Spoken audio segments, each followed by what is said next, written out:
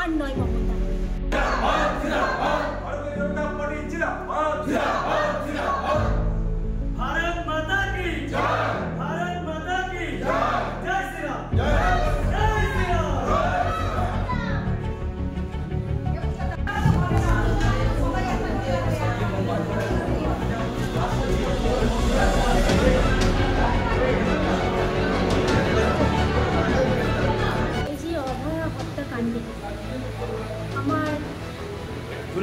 আমার ছোট বোনের মতো সে, শুধু আমার নয়, আমাদের ভারতের বোন সে, আমাদের ভারতের মেয়ে সে।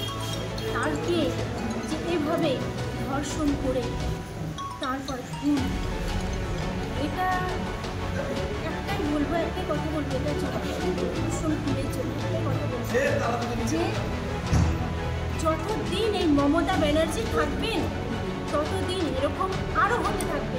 তাই আর নয় মমতা।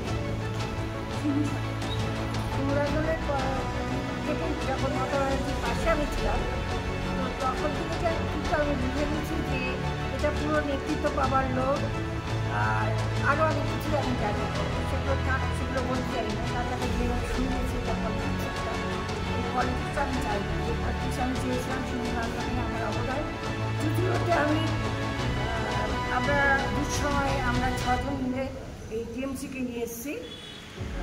নাম বলতে বাধা নেই, মহিলাদের মধ্যে আমি অনেক দুর্দিনে আমরা অনেক কিছু সাথে আমরা অনেক মোকাবেলা করে, লড়াই করে, যুদ্ধ করে, না খেয়ে দিয়ে ঝড় বৃষ্টি অনেক ঘাত প্রতিঘাতের মধ্য দিয়ে আমরা কিন্তু টিএমসি করেছি, অনেক দিয়েছি।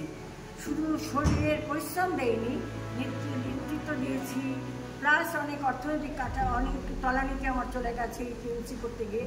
তো দেখলাম যে আমার পয়সায় অনেক টিএমসিরা এগিয়ে গেছে, তাদের এগিয়ে নিয়ে গেছি। কিন্তু দেখলাম যে তারা যখন এগিয়ে গেছে, নামও বলতে আমার বাধা নেই, তারা এখনও স্বীকার করে মায়েদের অবদান।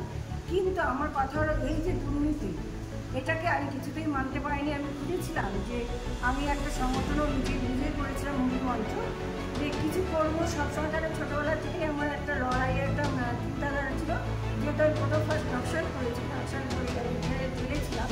জেল থেকে আমার ছোটোবেলার 14 বছর বয়স থেকে আমার একটা লড়াই মানসিকতা আমার ছিল। তো বাবা হলো আমাদের প্রধানমন্ত্রী বাইরে আমি সেই জন্য আমি পারিনি। কিন্তু আমি তার মধ্যে দিয়ে যে লড়াই করেছি, টিএমসিগুলো যা দিয়েছি সেগুলো উন্নতি আছে, সেটা দিয়েছি। কিন্তু এই দুর্নীতি প্রথম থেকে আপনারা এখন বর্তমানে জানছেন, কিন্তু এটা আমি অনেক দিন থেকেই জানি, সেটা নিয়ে আমি লড়াইও করেছি, তার প্রমাণও আমার কাছে আছে।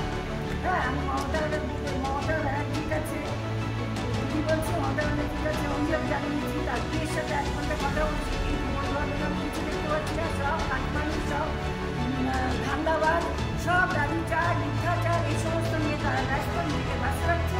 সেই জন্য আমি অনেক চিন্তা করে বাড়িতে অবসর নিয়ে বসে নিয়ে প্রতিবাদ দিয়ে আমি চিন্তা করলাম যে একটা বিরোধী পার্টি এসছে, এই পার্টির পরিবর্তনে প্রত্যাবর্তন ভোটটাকে যদি আমরা সংগঠনটাকে ঠিকভাবে এগিয়ে নিয়ে যেতে পারি।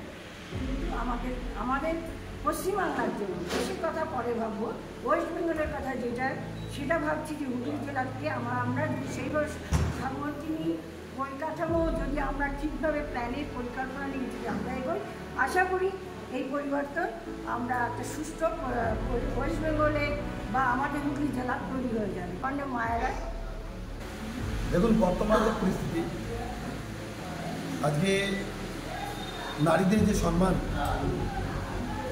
সেই উপযুক্ত সম্মানের দাবিতে বিভিন্ন জায়গা থেকে মায়েরা ঘর থেকে যেমনভাবে বেরিয়েছে, তারা ততটা মনে কষ্ট পেয়েছে। আর সেই কষ্টের মধ্যে দিয়ে আজকে আমাদের 3 বোন, তারা আজকে ভারতীয় জনতা পার্টিতে যোগদান করলেন। ওই দফা 1 দাবি 1,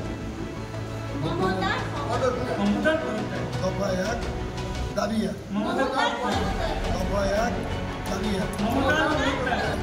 মহিলাদের বুঝতে পেরেছে যে একমাত্র উপযুক্ত ভারতীয় জনতা পার্টি বাংলার মায়েদের সম্মান একমাত্র ভারতীয় জনতা পার্টি দিতে পারে।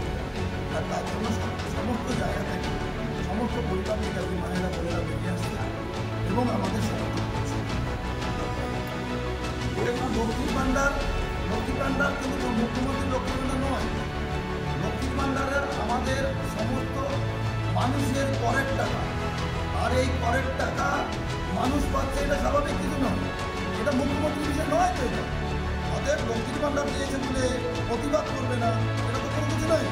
লক্ষ্মীর ভাণ্ডারও নেবে, প্রতিবাদও করবে, অন্যায়ের প্রতিবাদ করবে, এটাই স্বাভাবিক আছে। আর লক্ষ্মীর ভাণ্ডার দিদির ঘরের টাকা নয়, এই টাকাটা আমার টাকা, সে জিরে তেল নুন কিনে যারা খায় তারই ট্যাক্সের টাকা, আর ওই ট্যাক্সের টাকা তারা পাচ্ছে। হয়তো মুখ্যমন্ত্রী দিচ্ছে না, হয়তো প্রতিবাদের কোনো প্রতিবাদ